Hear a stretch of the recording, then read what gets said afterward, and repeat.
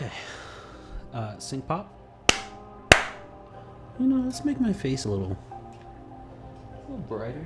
Okay. Hi, my name's Joseph Daniel Rodriguez. I'm a self-proclaimed animator. I make short films, animations, and stuff. Here's my credentials. Isn't that cool? It's animated. So, making this quick video to talk about how I made this short film. It's called ATONE.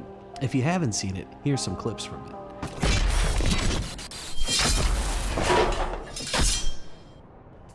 Super happy with how that one turned out. So here's a little breakdown on my process, if you will, so you can see how I make stuff, and maybe it'll help you if you want to make something in the future, right? I don't know. So the first thing you start with is an idea. And I had an idea for what I wanted for this short already, so that was kind of the easy part. Usually that is the hardest part of it, is just coming up with something that sticks or that's relevant to you or whatever. But for this, it was an expansion on a much larger narrative, which I made a short film about called Ghost of the Deadlands. If you want to check that out, links somewhere here, bouncing back and forth. And I wanted to tell more of an in-depth story, but more than anything, this was also kind of a practice run to see if I could complete something larger than 2 minutes in the amount of time that I gave myself, which was like a 2-week deadline.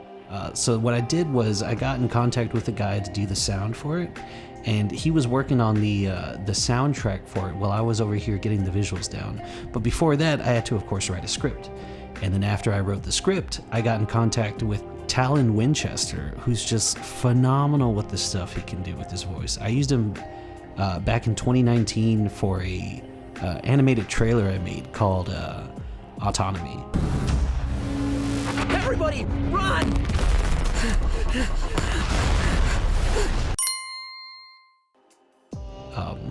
And he voiced the main character, and he knocked it out of the ballpark. And from that, I was like, okay, well, I gotta get this guy in on something else, you know? So this was the next project we tackled together. And then the next phase of it was the animatic, right? So I had to make what's kind of like a storyboard blueprint for what's going to be visually on screen. So the animatic for me is like really important because it helps me figure out what my shot count is going to be, which can also make a big difference when it comes to laying out the final animation and how long a project is going to take me. Because what I do is I draw out every shot individually, and then I take it into another program called Moho, and in there I rig it all up with puppeting tools and make it move. So I'm not doing frame by frame animation for it, which is nice, you know what I mean? Because it means that I can get more done than I normally would if I was doing traditional frame by frame. But the thing is, like, I want to make sure that the shots are dynamic. So in order to do that, it's like the more shots you have when you're doing puppeted frame by frame, the better it's gonna look. So then once I do my shots, I animate them, it's done. I take it into another program to composite them together, right? Usually that program is After Effects. And then once that's done, you render it out, and then it's placed on top of the animatic, which is on my timeline. And then that is the final product. All in all though, it took me about, like I said, 2.5 weeks, right? Almost 3. And the thing was that, like, we had a deadline for this because I wanted to put it into a contest, and I missed the deadline, which was such a bummer. I was like, no, like, this was the last date for you to enter. But I sent them the animatic first, and I said, hey, can you give me 2 weeks? This is gonna be complete. You know, if you can give me a 2-week extension, I'm already in the contest. Just like, give it a chance. And it was so cool because they actually did give me the extension, and I was able to finish it before the film festival. And it ended up winning an award, which was phenomenal. And the people that were like running the film festival were so cool. Shout out to Prison City and everyone involved. You're amazing people, and I love you so much. Thank you. But it was a learning process for me, and it was a lot of fun because it was, you know, let's see what I can do in a quick amount of time and how much I can get done. And in total, I think the short is about 3.5 minutes. It's almost 4. There's something about you setting a goal for what you want to achieve, right? Is the most crucial thing. Is like, they call it SMART goals, right? And it stands for this. I don't remember all of what the acronym stands for, but it's let me just look up SMART goals so I don't sound like a goddamn doofus. I'm looking up SMART goals. You want to make sure that your goal is specific, measurable, achievable, relevant, and time-bound, right? SMART goals. And like, I've been animating for about a decade now, but this was the first short that I really felt like I made really big progress on myself, just because I properly set a goal and I reached it in the amount of time that I wanted to. And I think giving myself such a crazy quick deadline also helped, you know, in accomplishing it. But another thing that also really helped was I made sure that the story that I was going to tell and the way I was going to tell it was also built in such a way that I could get away with a lot. And what I mean by that is, like, you know, with traditional animation, whenever you have characters talking on screen, a big part that takes up a lot of time, especially if you're just a person doing it by yourself, is lip sync. It's tedious, but it has to be done. If somebody's gonna talk, you gotta animate their mouth flaps moving, obviously.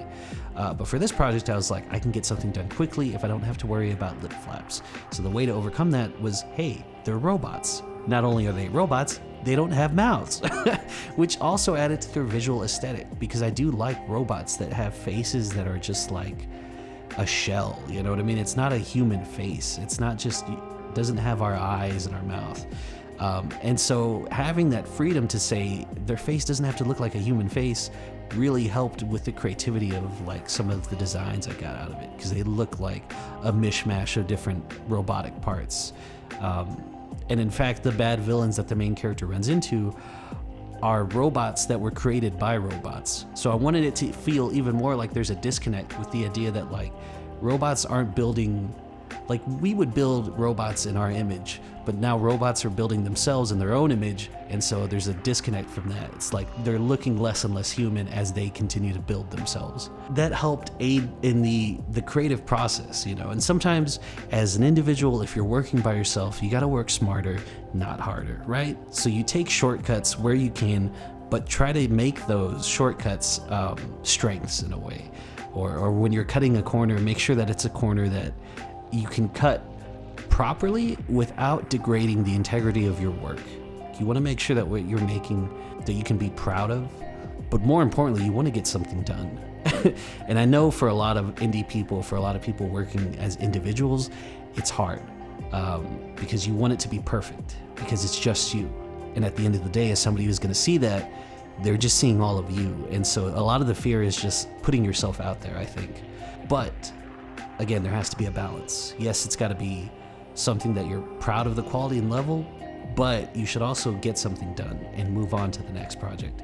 Because with each project that you make, you learn way more about yourself and your limits and what you can accomplish. You learn lessons that you wouldn't if you were just stuck on the same project forever. You know what I mean? So at a certain point, you gotta get it done and you gotta move on. ATONE is a project like that for me. It was something I knew that like I wanted to get something done. I wanted it to be good, better than anything I had made before, but I also knew that at a certain point it just had to get done. So I cut corners where I needed to make it work. And in the end, I'm really proud of the end result of the visuals more than anything. I think they're strong, and I show it to people and they're like, "Oh, that looks interesting." And I'm like, yeah, that's kind of the point. That's how I made ATONE. I hope that helps. I hope you find the process interesting. And if you did, drop a like, leave a comment. I'd love to hear your thoughts on projects you're working on, or if this helped you in any way to like get on it and work on something that you've been holding off on. Because I think more than anything, that's the big thing behind it, is you gotta just jump in head first. You just gotta go sometimes, you know what I mean? Like, it's good to research, find out how to animate, but shoot, just like get something going if you have a story you want to make, you know what I mean? Just do it. But again, thanks for watching. I hope you had fun. I want to make more videos like this where I talk about my process, where I show behind the scenes of different videos I have, and I have so much stuff that I just don't do behind the scenes on. But hopefully that's going to change. So if it does, yay. Stick around for more. And again, thanks for watching. Like and subscribe.